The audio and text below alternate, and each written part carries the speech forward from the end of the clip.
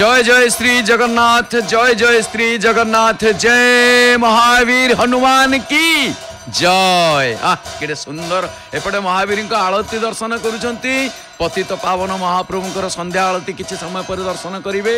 शुणुथिले सुनाम धन्या कंठशिल्पी नमिता अग्रवाल भावपूर्ण कंठरे भावपूर्ण भक्तिमय श्रीमद भागवतंक दशम स्कंद द्वारका लीला 92तम अध्याय 92 अध्याय अर्जुन सुभद्रांकर विवाह आउ मिथिला रे श्रीकृष्णंकर प्रवेश। सतेरे राजा परीक्षित पचारिले, कारण एठी परीक्षितंकर प्रश्न सरुनी आ श्रोतावकता जही नहीं रोदन करू कहीं पाई। महाप्रभु का आलती देखुचे आम केड़े सुंदर लगुच। महावीर परीक्षित पचारुचंदी, हे मुनिवर काहाकू? शुक मुनि को। कृष्ण बलराम को भौणी सुभद्रा को किपरि अर्जुन को विवाह कले आ सेई कथा मते टिके दया करी कहन। शुक मुनि कहिले, हे राजन, अर्जुन पृथ्वी सारा बुलुतिले तीर्थ यात्रा पाई। से प्रभास तीर्थ रे थिला बेले सुनिले जे बलराम तांको भौणी सुभद्रा को दुर्योधन सहित विवाह देबाकू चाहंती। दुर्योधन सहित एथिरे केही सम्मति नुहति जानिला परे अर्जुन ब्रह्मचारी बेशरे द्वारकापुर रे पहुंचिले। अर्जुन गले ब्रह्मचारी। अच्छा, दिने श्रीकृष्ण एवं बलराम से ब्रह्मचारी रूप धरी अर्जुन को निज घर को डाकी आनी भोजन दबा परे सुभद्रा सह भेट होला। आ उभय परस्पर को प्रथम देखारे भल पाई बसिले। तापरे विचार करागला, ये उभयंकर भल पाइबा परे अर्जुन केमिति ए कन्या को पाइबे एई कथा चिंता करी देवयात्रा समय रे बलपूर्वक सुभद्रा को हरण करि नेले। आउ एक कथा जानी बलराम क्रोध प्रकाश कले। मात्र श्रीकृष्ण एवं अन्यान्य गुरुजन माने बलराम को बुझेई सुभद्रा सह अर्जुनकर विवाह संपन्न करने को परामर्श देले।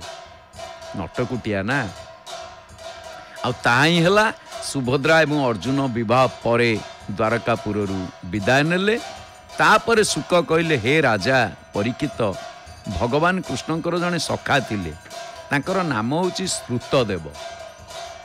मिथिला रे से केवल प्राण बंचेबा पई खाद्य ग्रहण करंती।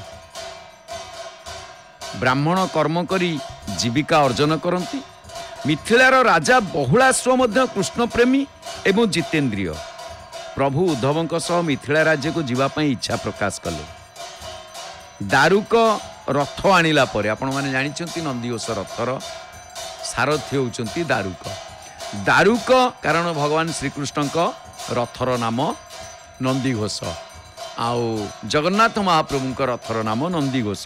तेणु दारुक रथ जेतेबेले आनिले से माने रथरे बसी निजे मिथिला नगर रे पहुंचिले, विजय कले।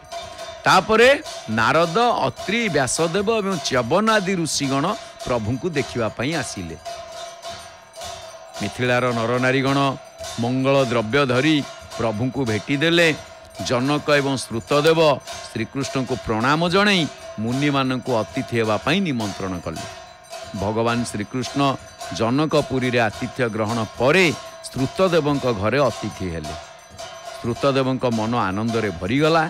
जगतर नाथ को अतिथि रूपे पाई मोहित हेले श्रुतदेव। घरे जहाँ थिला ताहा अर्पण करी भगवान को शांत कराइले एवं श्रीकृष्ण को पादोदक पान करी तांकर पद सेवा कले। प्रभु श्रीकृष्ण संतुष्ट होई कहिले, हे भक्त प्रवर, मु तुमको निज ठारू अधिक भल पाए। आउ सेथिपाई साधु संत मानक सह मु तुम गृह को आसिली। आउ साधु को दर्शन कले पाप दूरित हुए। ब्राह्मण मान को आदर करी से मानकर सेवा कर, ताहले कोटि यज्ञर फल तुम्हें पाई परिबो। या परे प्रभु मिथिला रे किछि दिन रही द्वारकापुर फेरी आसिले। एठी आजिर ये भागवतंकर दशम स्कंद द्वारका लीला 92तम अध्याय अर्थात 92 अध्याय आम संक्षिप्त श्रवण कले। प्रत्येक दिन मध्य आम एमती भागवतंकर गोटे गोटे अध्याय श्रवण करुचे। आउ एपटे जो भागवत राम कथा आलोचना हुए सेठी महावीर हनुमान बसिया आज बड़ भाग्य आमर आम ठीक हनुमान का आलती भी देखुचे आउ महाप्रभु हनुमान कान डेरी कि आड़े शुणुन आलती मन ना भागवत शुणवार मन रामायण शुणवार राम कथा शुणवार मन कारण रामकृष्ण उभय एक अभिन्न तेणु ये एपटे चका आखि तो सबू देखुची कौन तेबे आसंता अध्याय 93तम अध्याय जहाँ 93 अध्याय 10म स्कंद द्वारका लीला ये समय में नारद नारायण संवाद जनलोकरे सनकादि मुनि मानकर विचार एवं वेदस्तुति को श्रवण करिबा।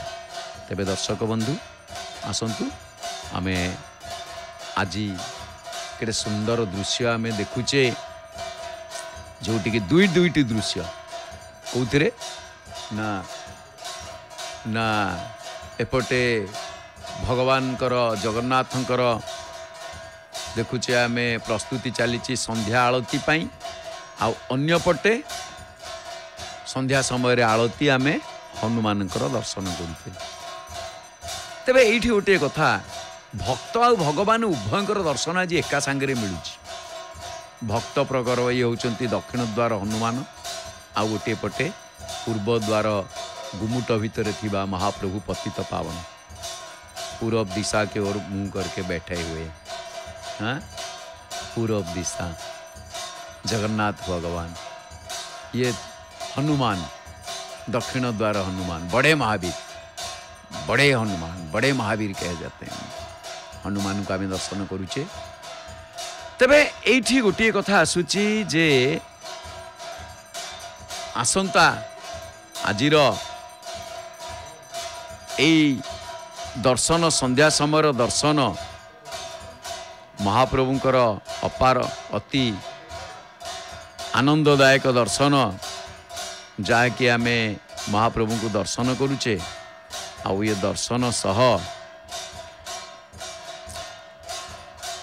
दीपावली अमावास्या कौ दिन पालन करिबा दीपावली कौ दिन पालन करिबा सोमवार दिन आसंता काली चतुर्दशी कि आज मिश्रित अच्छी त्रयोदशी देखीदबा टिके कौन अच्छी त्रयोदशी। तेबे गोटे कथा आसी कौन ना एबे आलती नाई ये महाप्रभु का आलती आसतु सर्वप्रथमे आम आलती दर्शन करवा। जय जगन्नाथ।